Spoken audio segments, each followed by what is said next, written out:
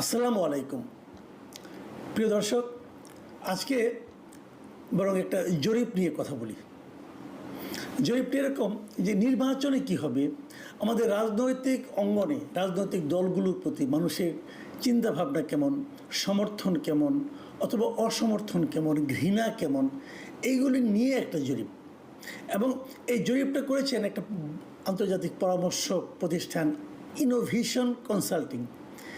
এর আগেও একাধিক জরিপ করেছে নির্বাচন নিয়ে।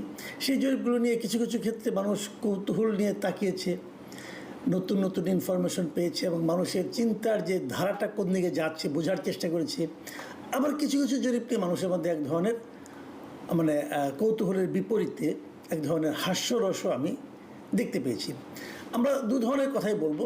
তবে এবার যে জরিপটা হয়েছে, এই জরিপটা তাদের দ্বিতীয় দফার দ্বিতীয় পর্বের ফলাফল নিয়ে তারা আলোচনা করেছে। মানে এর আগে অনেকগুলো করেছে। এর আগে একটা করেছিল এ মাসেই, ঠিক 2-3 দিন আগের ঘটনা। গত শুক্রবারে তারা একটা জরিপ করেছে, 21শে সেপ্টেম্বরও তারা আরেকটা জরিপ প্রকাশ করেছিল। সেটার কথা আমি একটু পরে বলবো। আজকে সর্বশেষ জরিপটা নিয়ে বলি। এটা নিয়ে আমি খুব বেশি একটা ব্যাখ্যা করবো না, আমি খালি কয়েকটা পয়েন্ট বলে যাই আপনাদের কাছে, তাহলে যাতে আপনারা বুঝতে পারেন যে কী হয়েছে। এটা সেপ্টেম্বর মাসের 2 তারিখ থেকে 15 তারিখ পর্যন্ত দেশের প্রায় 10,413 জন ভোটার, বিভিন্ন বয়সী ভোটারের উপর তারা প্রশ্ন করেছিল, নানা রকম প্রশ্ন করেছিল, তার উপর ভিত্তি করে তারা এটা করেছে। এবং এই যে 10,413 এরা সবাই কিন্তু 18 বছরের বেশি বয়স্ক। এখানে গ্রামের লোক ছিল, মানে ঢাকার বাইরের লোক ছিল, আবার ঢাকার লোকও ছিল। একটা ব্যালেন্স তারা করেছে। ওই স্যাম্পলিংটা খুব ভালো হয়েছে, আমি স্যাম্পলিংটাকে ভালোই বলবো। প্রথমত যেগুলি দেখে আপনারা হয়তো, আমি জাস্ট পড়ে গেলে বুঝতে পারবেন যে সেখানে ভোট দেওয়ার, যারা ভোট দিতে চায় তাদের মধ্যে সবাই কিন্তু বলেনি কাকে ভোট দিতে চায়। এই 10,000 জনের মধ্যে কেবল 4,721 জন বলেছে তারা কাউকে ভোট দিতে চায়, বাকিরা বলেনি। যারা বলেছে তাদের মধ্যে 41.30% বলেছে তাদের পছন্দের দল হচ্ছে বিএনপি, আর জামাতে ইসলামকে পছন্দ করেছে 30.30%। আর জাতীয় নাগরিক পার্টি মানে এনসিপি, যেটাকে আমরা অনেক সময় কিংস পার্টিও বলি, সেই এনসিপিকে পছন্দ করেছেন মাত্র 4.10% লোক। মানে এনসিপির কিন্তু চূড়ান্ত ভরাডুবি। অনেকে আবার জিজ্ঞাসা করেছে, অনেকে আবার এটাও বলেছে তারা এগুলো কোনোটাকে পছন্দ করে না, তারা আওয়ামী লীগকে পছন্দ করে। আওয়ামী লীগ কিন্তু নির্বাচনে অংশ নিতে পারবে এটা এখনও মনে হচ্ছে না। তো আওয়ামী লীগের প্রতি পছন্দ দেখিয়েছে 18.8% মানুষ।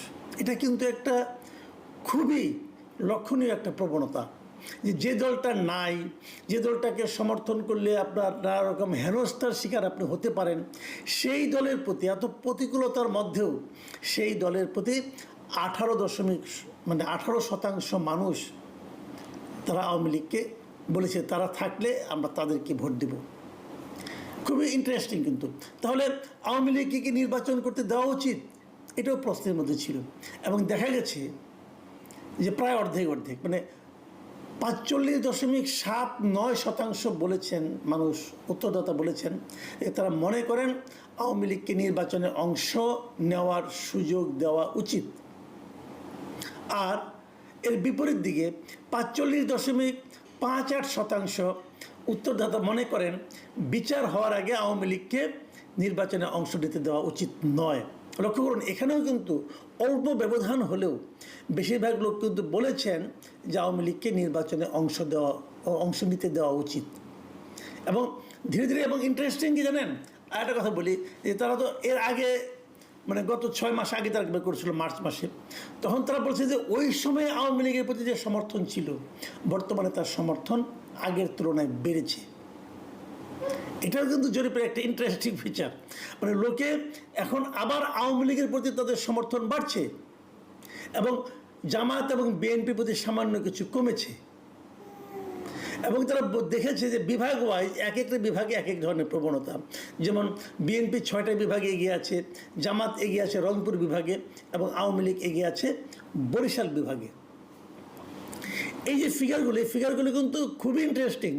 মানে কি, আপনি এই ফিগারগুলোকে দেখে, ফিগারটা যেমন তোমার যে টেন্ডেন্সিটা, যে মানুষ আসলে কী চাচ্ছে এখন এই মুহূর্তে, এটা দেখে কিন্তু আপনারা অনেকগুলো সিদ্ধান্তে উপনীত হতে পারবেন এবং ধারণাও নিতে পারবেন। আমার কাছে যে জিনিসটা সবচেয়ে গুরুত্বপূর্ণ মনে হয়েছে সেই জিনিসটা হলো ওনাদেরকে জিজ্ঞাসা করা হয়েছিল, আপনার নির্বাচনে অংশ নেওয়ার সময়, ভোট দেওয়ার সময় কী কী বিবেচনা করেন? মার্কা, নাকি ওই প্রার্থীর যোগ্যতা, নাকি প্রার্থীর উন্নয়ন কর্মকাণ্ড, এগুলো নানা কিছু। এবং এখানে একটা ইন্টারেস্টিং ইনফরমেশন আমি দিই আপনাদেরকে। মানুষ স্থানীয়ভাবে জামায়াতের কার্যক্রম নিয়ে বেশি সন্তুষ্ট। মানুষ, ভোটাররা, এই যে উত্তরদাতারা বলেছেন যে জামায়াতে ইসলাম বিভিন্ন এলাকায় যে সমস্ত কার্যক্রম করছেন তার এলাকার ভোটাররা কিন্তু জামায়াতের কর্মকাণ্ড নিয়ে হ্যাপি, এবং তারা আবার আওয়ামী লীগের কর্মকাণ্ড নিয়ে কিন্তু খুবই আনহ্যাপি। এটাও একটা ইন্টারেস্টিং ব্যাপার। আর আমার কাছে যেটা সবচেয়ে ইন্টারেস্টিং এবং সবচেয়ে গুরুত্বপূর্ণ আমি বলবো যে এই চেঞ্জটা আমরা আগে কখনো দেখিনি, সেই ইন্টারেস্টিং টেন্ডেন্সিটা হলো তরুণদের মধ্যে, মানে জেনজি যাদেরকে আমরা বলি, এই জেনজি বলেন অথবা এই যে কম বয়সী, যাদের বয়স 25-26-এর মধ্যে আছে আর কি, এই বয়সী তরুণদের মধ্যে এবং নারীদের মধ্যে জনপ্রিয়তায় এগিয়ে আছে জামাতে ইসলাম। এবং এই যে টেন্ডেন্সিটা, এটা কিন্তু আমি মনে করি খুব ইন্টারেস্টিং। এখন আমি শেষ করবো, আর বেশি বলবো না। আমি গেলে পুরনো একটা কথা বলি, আজ থেকে 2 দিন আগের কথা, যে 21শে সেপ্টেম্বর যে জরিপটা হয়েছিল, এটা হলো এই দ্বিতীয় দফার প্রথম পর্ব, যে প্রথম রাউন্ডের জরিপ ছিল। সেখানে আপনারা সবাই নিশ্চয়ই হেডলাইনে দেখেছেন এবং এই হেডলাইন দেখে অনেকে হেসেছেন। সেই জরিপটা ছিল যে ওখানে বলা হয়েছিল যে 78% বেশি মানুষ অন্তর্বর্তী সরকারের কার্যক্রমে সন্তুষ্ট। এই ইনোভেশনের জরিপ ছিল এটাও, এদেরই আগের মানে একটা পর্ব আর কি। এবং সেখানে বলা হয়েছিল যে মানে ভালো, এই অন্তর্বর্তীকালীন সরকারের কার্যক্রমকে ভালো বলেছে 39.5% মানুষ, এবং মোটামুটি ভালো বলেছেন 39.2% মানুষ। যদি যোগ করি আমরা তাহলে হয়ে যায় 78.7% মানুষ। মানে 78.7% মানুষের কাছে এই অন্তর্বর্তীকালীন সরকারের পারফরমেন্সকে ভালো মনে হয়েছে। এটাও ইন্টারেস্টিং। তো ওই অনুষ্ঠানে দেখলাম আবার প্রধান উপদেষ্টা, যিনি প্রেস সেক্রেটারি ছিলেন, শফিকুল আলম সাহেব, তিনি বেশ গর্বের সঙ্গে ওখানে বসে ওই অনুষ্ঠানের বক্তব্য দিয়েছেন এবং তার সরকার ভালো করছে বলে মানুষ বলছে, সেটা উনি বিশ্বাস করেছেন এবং সবাইকে ওনার কথা বলেছেন। তো এটা দেখে ওই সময়ে আমার মধ্যে একটু কৌতূহল হয়েছিল যে আসলেই কি মানুষ এরকম ভাবে। তো আমি নিজেও তো একটা জরিপ করতে পারি, আমারও তো একটা প্ল্যাটফর্ম আছে, তাই না?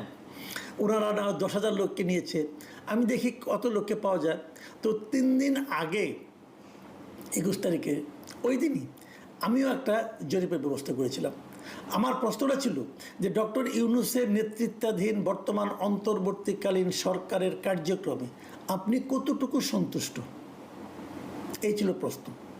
আর এখানে অপশন ছিল অনেক সন্তুষ্ট, মানে ওইটা যেটা নাকি ওনারা অনেক ভালো, কিছু কিছু ভালো, মোটামুটি ভালো, ওই দুটার মধ্যে আপনি ধরতে পারেন।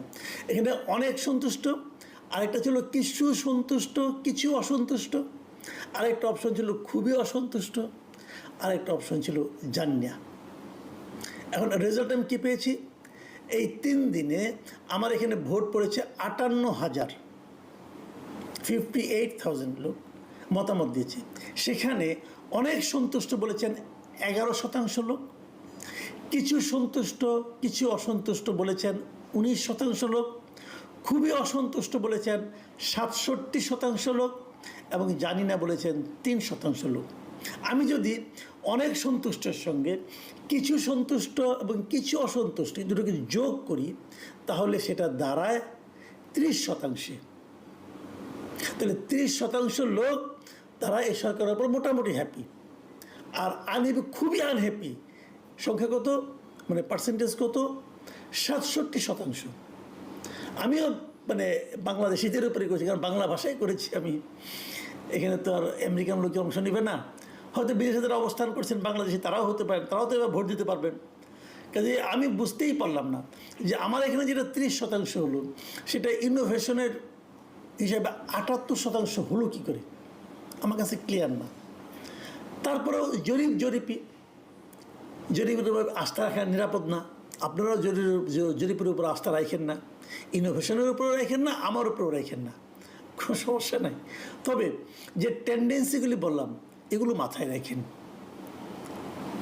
প্রিয় দর্শক, এখন এই পর্যন্তই। আল্লাহ হাফিজ।